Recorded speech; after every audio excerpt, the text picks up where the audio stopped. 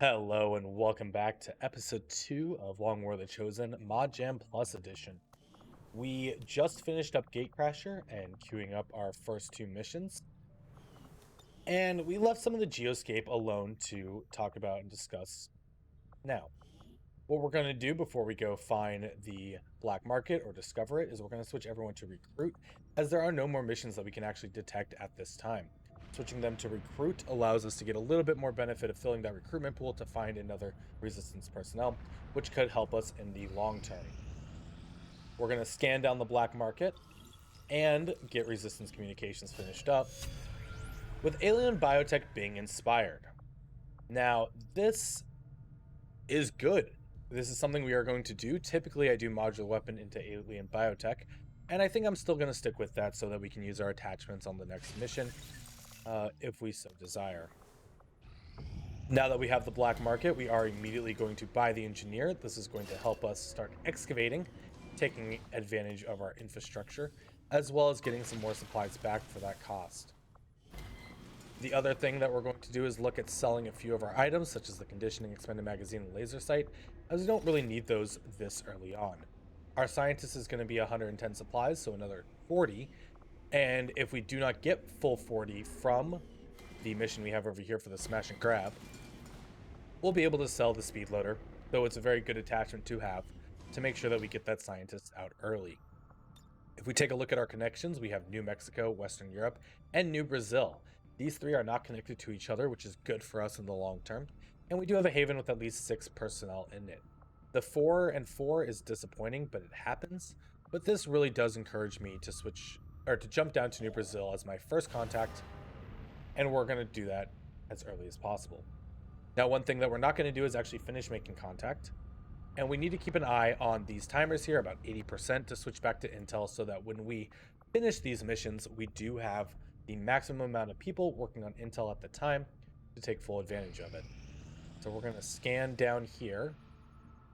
Oh, hold on. We did get a recruit, and we are at 94%, so we are going to switch back to intel here. This is a little longer than I would like because it does take 24 hours for your resistance personnel to switch jobs.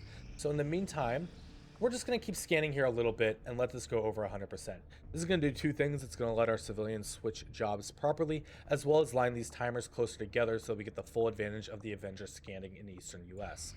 We don't want to fully scan this down though, so we're going to bring this down to about 10 hours. We're going to use this time to fly back, and then we're going to launch into our first mission of the campaign.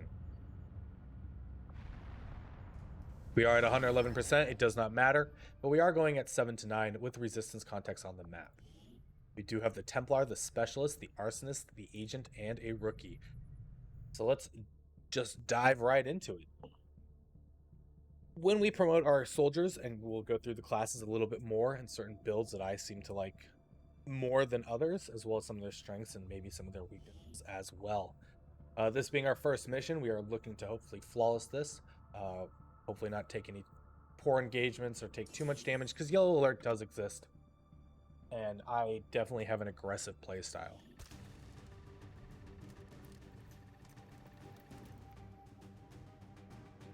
Menace 1-5.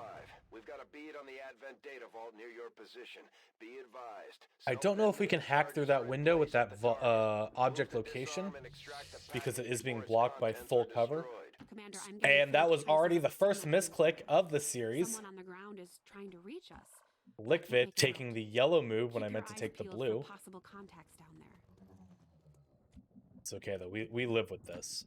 Affirmative, moving out. While less than ideal, we are going to try to get everyone else yellow moving up. That first pod does not have armor, which could make a good target for an AP grenade.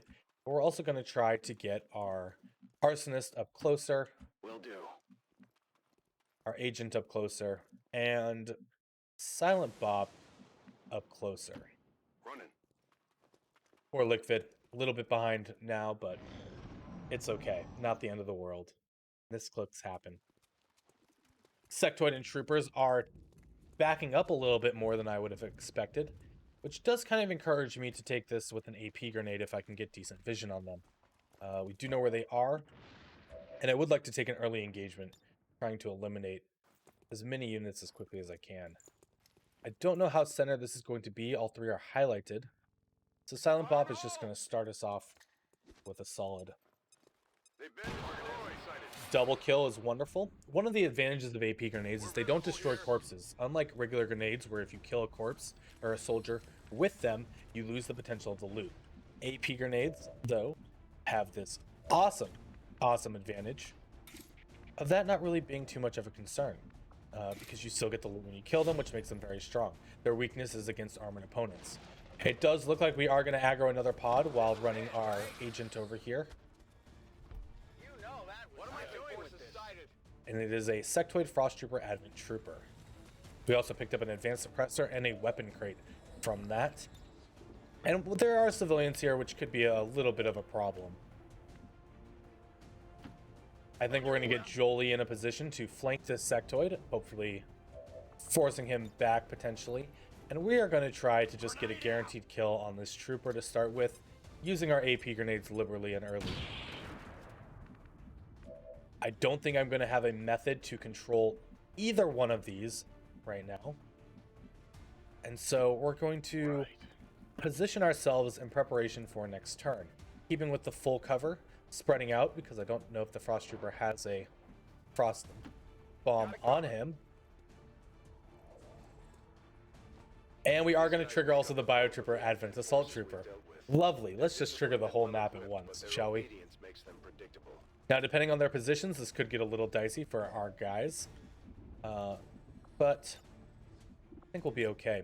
We do have a teamwork we actually could have used from our Templar onto the agent. Try to get us closer for the AP grenade. That's not going to be something that we can actually use now. This trooper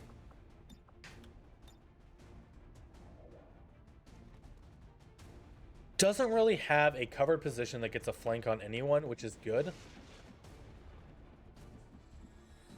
And so I think it is our best interest to sit here, overwatch, try and prevent some of their movement.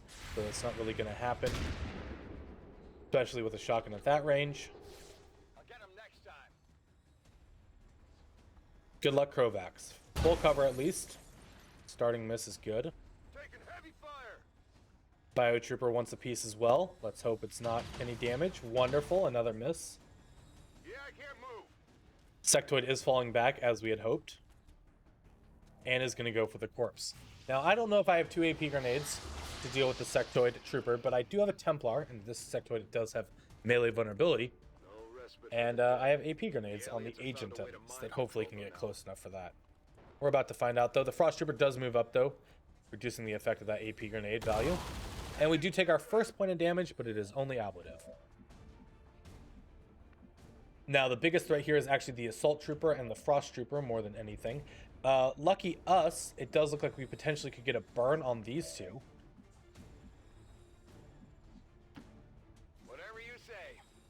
And so let's see about getting a hopefully guaranteed kill. I mean, it's not guaranteed 3 to 6, right? Hopefully a kill on the Biotrooper. If anything, we really just need to burn the Advent Assault Trooper. This looks valuable. Does look like we do get that value there. Silent Bob, I don't know what you're going to do. You might be grabbing that loot. The Frost Trooper went into a flanking position, so we're going to use Jolie to see about getting that kill. X-ray neutralized. Now we're in a much healthier position. No problem, boss. We could not get the flame on the sectoid. There might have been a world where that did work. We are going to get a Chemthrower suppression on the Advent Assault. And we are going to use our Templar to see about killing the sectoid.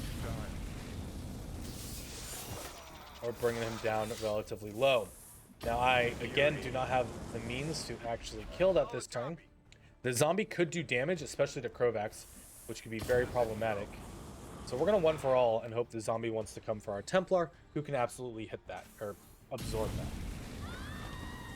Did get a burn on Aaron King, I apologize. Oh, and apparently Shankar Chavan.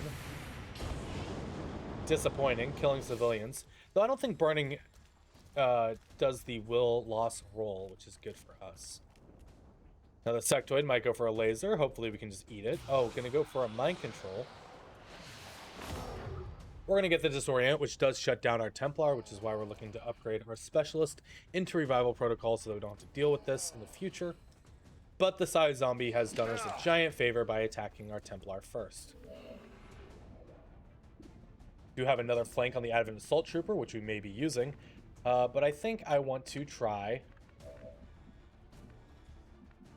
and see about killing this Sectoid. To do so would require me putting Provox in a position that might be less than ideal, but dead things can't fire back.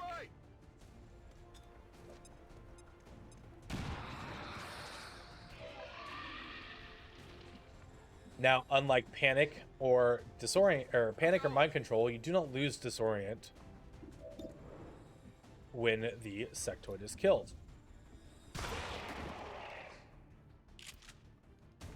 But we've been able to clean up all the enemies on the map. Since that was only one zombie, there could still be one thing left on the map. We're going to check the tower real quick, see that it's nothing too important, and we need to get moving. Like, we need to get towards the objective to begin hacking. Since the count is 8, not 9 with that zombie, again, there could be a drone on the map. Evac request confirmed. Hold tight. Where are we going? We are going to use this time to spread out, hopefully grab some loot. Are you still disoriented? Oh, you are for 2 turns. Okay. And as we can see, we cannot hack the objective from this area. So we are going to need to bring our Specialist in there to hack.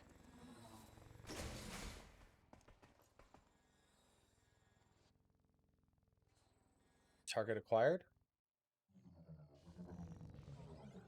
Objective located.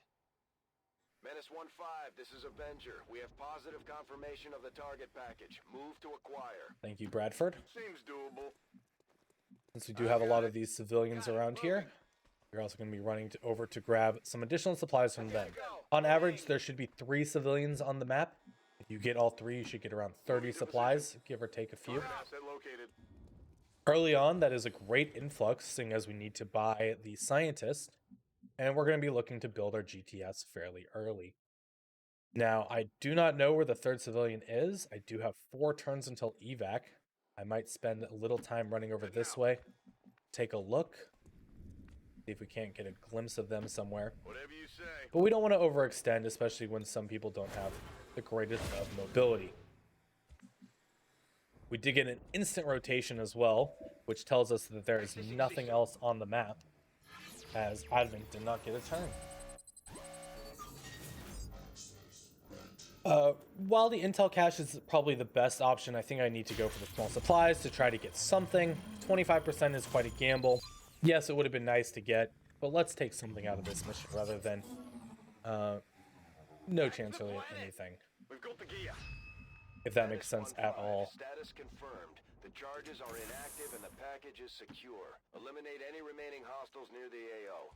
Gonna spend a turn just taking a look over here, looking for that last civilian, which I am not seeing in the back area. You have 12 mobility, so we could definitely get you over this way. On the move. Take a look. I don't think it's worth to spread too far out. That actually might be the civilian. But then again, maybe not. Let's just run our Specialist over here. Take a glance. It is not.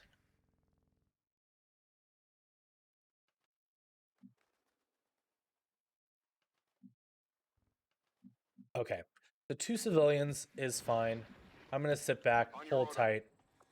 RNF may be coming in at some point. We do not want to be overwatching with Crovox. And we certainly just want to take our victory where we can. Affirmative. Covering now. All set. Multiple hostiles advancing on our position. There's the expected RNF. We do not want to overwatch with Crovox because Crovox can burn our own guys. Holding. Later on, there is a perk that does prevent them from doing friendly fire with their flamethrower. But that is a much later perk that we do not have access to right now.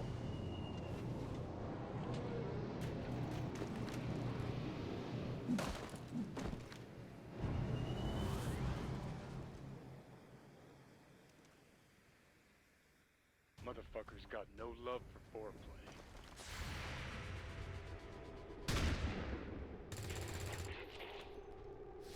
Hostile terminated. Now, these kills do not provide us any experience, so it's purely just a Target eliminated. showing off moment right there, This is as Firebrand. they also Time to cannot go. go on Overwatch coming in from the drop shit at this force level. Like, there's no enemy type that would Overwatch as their scatter action. What, smoking after sex? So we could have just not shot them and then moved to evac and had the same effect. But it's always fun to kill a few more Advent. This is Firebrand. Package is secure. All XCOM operatives are secure. Firebrand is returning to base. Status confirmed. Mission accomplished.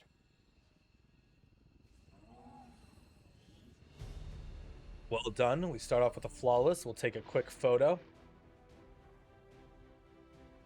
That bird is dancing across the photo frame. Get out of here. All right. Way to showcase some beautiful talent, guys. Way to flawless it. Very happy with that. All Advent gene therapy clinics will be closed tomorrow for equipment upgrades. Initial reports that the suspension of services were the result of dissident activity have been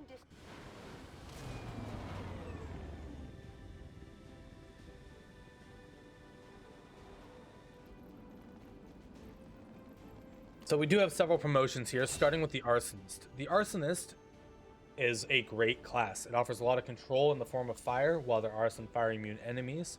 For the most part, bringing an Arsonist on any mission allows you just a little bit more safety. Things on fire don't typically shoot. Looking at our XCOM row, we don't really have anything too crazy, though we do have thousands to go, which could also give us additional burns, additional attacks, and damages. We also have running gun, which could be very, very strong. Low combat intelligence, though, means there's not a lot of emphasis I'm going to be putting on our XCOM row perks. For the Lance Corporal, we have several options here. The expanded canister increases the number of times your canister ability can be activated. We haven't used that yet to show it off. We also have Vicious Accelerant. Chemthrower attacks apply a stacking debuff to increase damage from all damage over time effects. This can be useful, especially when coupled with things like poison, radiation, lyrium, burns, different types of acid, things like that. We also have Tank. You gain additional armor points based on your equipped armor. Now, having had experience with the Arsonist, I definitely use them as a form of control. And while I think Vicious Accelerant is very, very good, currently right now I'm going to be taking Tank. The additional armor early on is very strong, helping keep him alive. So you can also absorb maybe a hit or two if necessary. And the plan for this character is we're probably going to go into something like Nightmare Fuel, where you get a chance to panic. Fulmination, where we can actually use our Chemthrower Blast to blow up other explosives, and explosives on Advent. Finally getting down here into Burning Rush to increase our movement and let us reposition for better control, better flamethrowers, etc. When you get to Tech Sergeant, Particular Haze is very, very strong. This is going to give us Blind. And then we're probably going into Hotspot. This is where we gain the Fine Control ability, which means that we will no longer be doing damage to our own allies, and Medi Spray and Fumigates will not be benefiting Advent in any way. And then at the Master Sergeant, we'll discuss that more later. But for now, on this first Arsonist, I think this is the tree that we are going to be taking. We do have the Templar. The Templar has been overhauled a little bit from the current Long War of the Chosen version Templar. So we have things like Sixth Sense that make you immune to multi-target attacks and area attacks. But this is not as strong as it might seem, as there are certain abilities that seem to be single target based as well, that just have a secondary area of effect attack, mostly coming from heavy mechs and their micro missiles. But in generally, this is a very solid perk. On our XCOM row, we don't have anything that really stands out too much except Cutthroat potentially, so that we can do more damage with our gauntlets. Liquidator, killing an enemy with a pistol doesn't cost an action. Could be good if we do want to pick up some pistol perks, but we'll have to see. At the Acolyte perk, though, we take Invert. Invert is one of the strongest abilities in the game. The ability to reposition the enemy or reposition our allies is very, very, very good. Going into the Specialist is the standard Specialist that you would have in Long War of the Chosen. With the modjam environment, we are going to be taking Revival Protocol, going into Field Surgeon, and then more than likely Trojan. Though medical protocol is also an option here as well, because a lot of things do secondary effects such as chill, burn, poison, and being able to clear those remotely can be very, very good. And now we have the agent. Talked him up a little bit, talked him up a lot. Our agent does look like he has Bladestorm, which is very strong in a melee character who is going to be up in your face. The agent has 3 basic trees. One is a stealthing tree, which you're going to gain Phantom. Things like Cover Me to apply additional effects to your other soldiers. Conceal to go back into concealment. This can be a better scout, a better recon, a better shinobi in some ways. They also have access to this perk tree for Heist Artist, gaining additional hack, giving you it's failsafe, combatives, very strong perk, and Interrogator. Interrogator allows you to use a Skulljack 3 times on a mission. This is going to be a 70% chance to pretty much instantly kill a target. If you don't kill it and it's your first action, you do get an action back. You also get to gather more intel, which can be very important in the late game. Our first agent will be focusing on this. The final tree down here is focused on Run and Slice, which is your go up and melee attack and then get an action after to shoot if you so desire. And it has several perks that are going to allow you to reset Run and Slice. Things like Disarming Strike, Lacerate, Hamstring. You're also going to have Take Under, which can be used to instantly kill a unit that is 3 health or lower. Early game, this is good. Later game, if the enemy has bigger HP pools, they're typically not 3 HP. They're either dead or still sitting fairly healthy. So it loses its grandeur as campaigns progress, but a very, very solid and very fun class nonetheless. Did pick up 15 supplies from the civilians, 35 from the hack, bringing us up to 50, which does mean we can go grab the scientist and use it to boost our mission detection. We also were able to grab a data pad, an exotic weapon crate, and standard weapon crate. These weapon crates are going to be unlocked in the Proving Ground, and they will give us access to unique weapons that are designed to have 1 or 2 of in a campaign, and there are upgrades to the different tiers that you unlock in higher tier crates. 2 advanced suppressors and 1 suppressor could be useful, seeing as we don't necessarily need to sell them off immediately. We also are going to have a rookie promotion here, Silent Bop, with the option of a Dragoon, a Gunner, and a Shinobi. We are sitting at 3 health, -4 dodge, 69 aim, and 15 mobility. Having a Shinobi, seeing as we have no stealth classes, is probably the way to go. Though the Gunner and Dragoon are both very tempting here, I am going to make sure that we have some form of stealth early on. We do also get an Engineer as an intel package, which is absolutely massive. And before we jump into the next mission, which will be our next episode, is I'm going to try to do 1 mission per episode. We're going to jump over here and grab this scientist. Now with this scientist, we can throw this in this haven here for a 20% boost to our intel collection. And we're going to fly back as the next mission has spawned, but we have not discovered it yet.